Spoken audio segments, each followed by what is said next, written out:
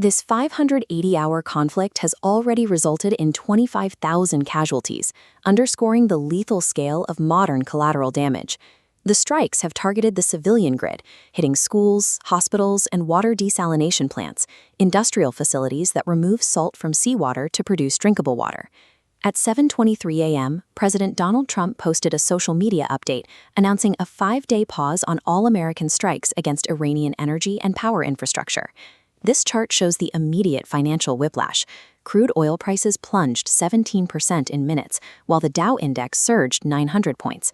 A single unverified social media post now exerts enough pressure to move trillions of dollars and pause a multinational war.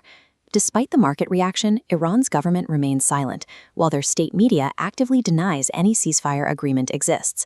This negotiation is taking place entirely outside traditional diplomacy, marked by a total absence of the United Nations. The UN's paralysis is built into its P5 veto system. When one of the 5 permanent members votes against a resolution, the entire crisis management network locks. The failure of the post-1945 diplomatic framework has created a vacuum where global crises are now managed through chaotic, unverified backchannels. The U.S. ceasefire offer suggests a significant military catalyst forced a tactical retreat. Intelligence reports indicate a recent, unacknowledged Iranian missile strike targeted the joint U.S.-UK base on Diego Garcia, an isolated island in the Indian Ocean. This strike demonstrates that Iran has acquired a working 4,000-kilometer range missile, a capability that sits far beyond previous intelligence estimates. As this map shows, a 4,000-kilometer radius puts major European capitals like London and Paris within a direct threat zone. Iran has also threatened to blockade the Strait of Hormuz, a narrow, critical passage for global oil tankers, which would effectively sever international energy supply chains.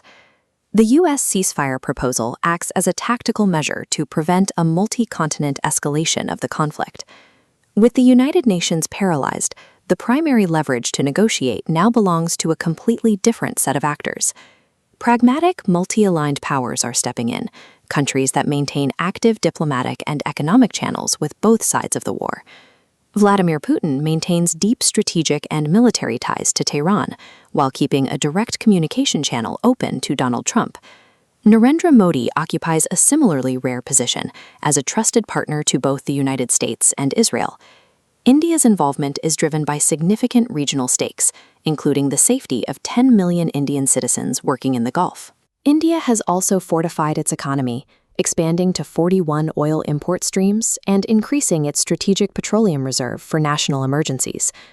Modi and Putin are utilizing this direct leverage to mediate a conflict that Western institutions currently cannot reach. This 5-day pause remains fragile. It could lead to joint control or collapse back into total war. Regardless of the outcome, this conflict illustrates how the practical resolution of global crises is shifting away from established international bodies. Modern negotiations are occurring through back-channel phone calls between leaders who hold direct economic and military leverage over the combatants. Global power is now consolidating into a network of transactional, case-by-case partnerships built on immediate security and resource needs. In this multipolar environment, the stability of the global order relies on nations capable of maintaining bridges across active war zones.